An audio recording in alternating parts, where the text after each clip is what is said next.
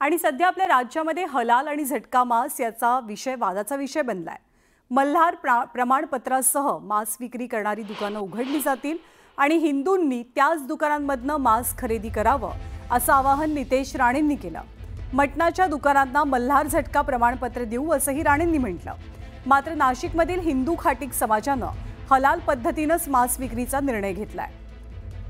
खाटीक संघटनांनी नितेश राणेंचा विरोध दर्शवलाय। नाशिक आणि नागपूरमधील व्यवसायांमध्ये बदल आम्ही करणार नाही अशी भूमिका खाटीक संघानं घेतली आहे। तर विरोधक सुद्धा राणेंवरती टीका करतात। त्यामुळे हलाल विरोधात झटका मांस हा वाद लवकर शमणार नाही असं चित्र आहे। या शहरामध्ये फक्त हलालच विकलं जाईल, झटका पद्धतीचं कोणी मटण विक्री करणार नाही। आणि दुसरी गोष्ट म्हणजे झटका आम्हाला चालत नाही, आम्हाला तो मान्य नाही आणि आम्हाला कोणी सर्टिफिकेट देण्याचं कारण नाही। आम्ही बॉर्न खाटीक आहोत। नितेश राणे कोण आम्हाला सर्टिफिकेट देणार? खाटीक आम्ही जन्मजात आहोत। आमचा व्यवसाय आजचा नाही तर हजारो वर्षापासूनचा परंपरागत व्यवसाय आहे। माझ्या गावामध्ये जर इथं 100 हिंदू लोक मटण खाणारे आहे, त्याच्यापैकी ते 90 लोक म्हणतील की बा हमको हलाली चाहिए।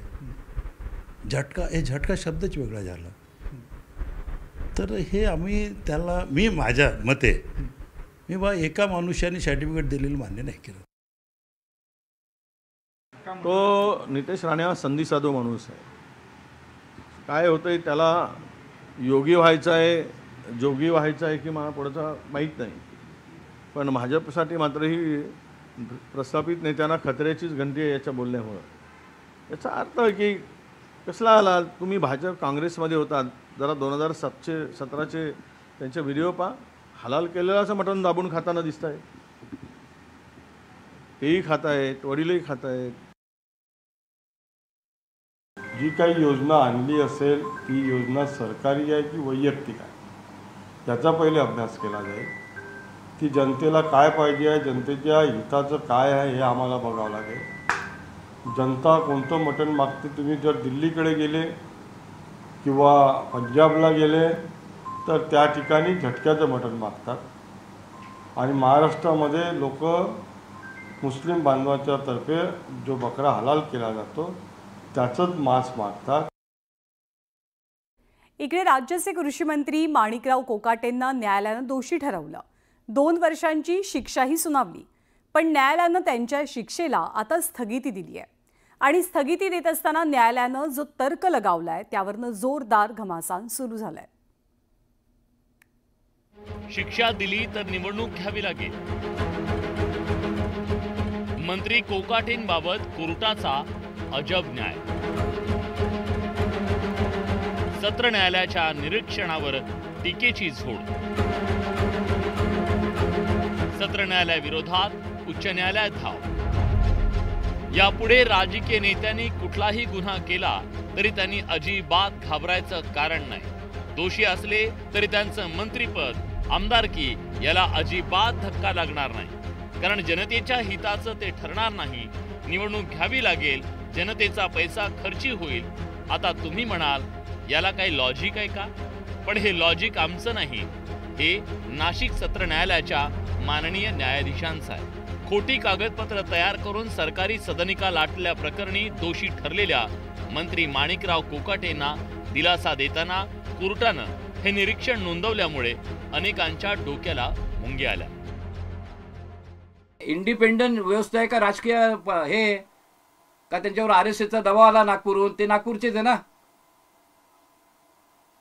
तुम्ही निकाल देताना हा खर्च हे एवढा होता, मग तुम्ही समाजकार्य सुरू करा। राजकारण तुम्ही कशासाठी जज झाले?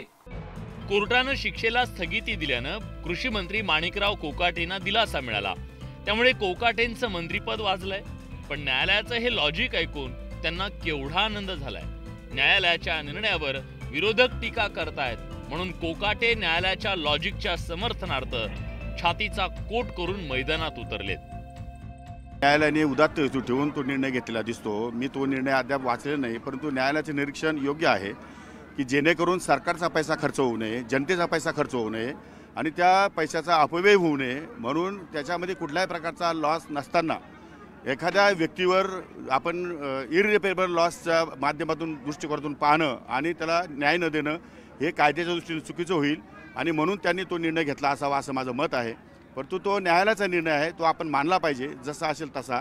ज्यांना कोणाला हा निर्णय मान्य नसेल त्यांनी माझ्या विरोधात कोर्टात जावं, अपिलात जावं.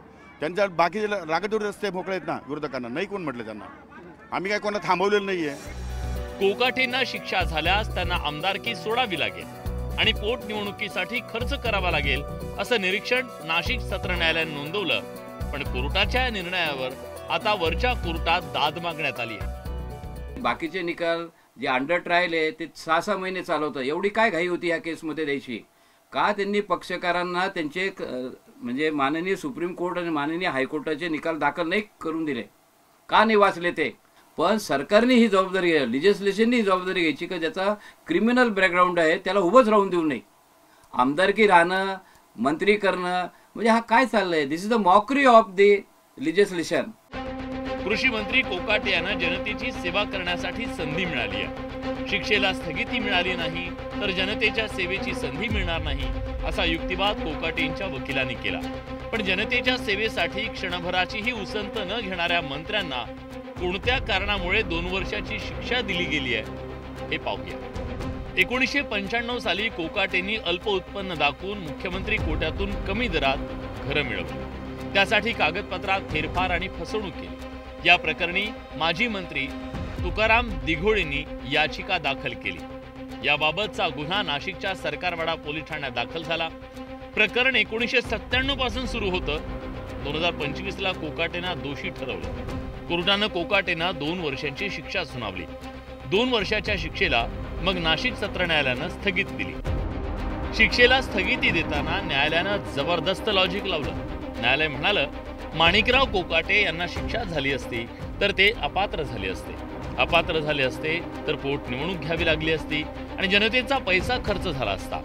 हा सगळा खर्च टाळण्यासाठी माणिकराव कोकाटेंच्या शिक्षेला स्थगिती देणं उचित ठरेल.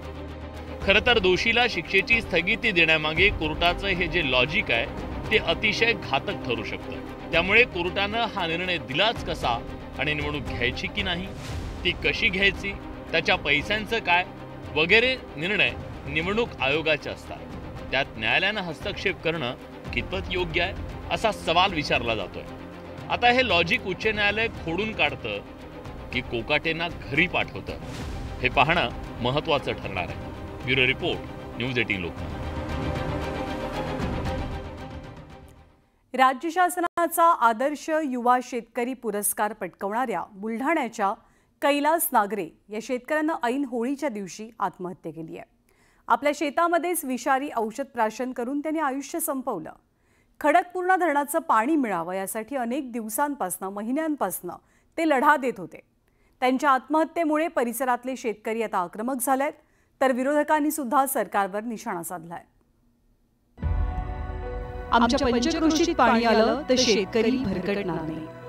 माझ्या परिसरातले शेतकरी खूप प्रयोगशील आहेत. आमच्याकडे सिंचनाच्या बऱ्याच सुविधा आहेत, फक्त शेतीला पाणी नाही. त्यामुळे आमच्याकडच्या शेतकऱ्यांचा आर्थिक समतोल बिघडतो.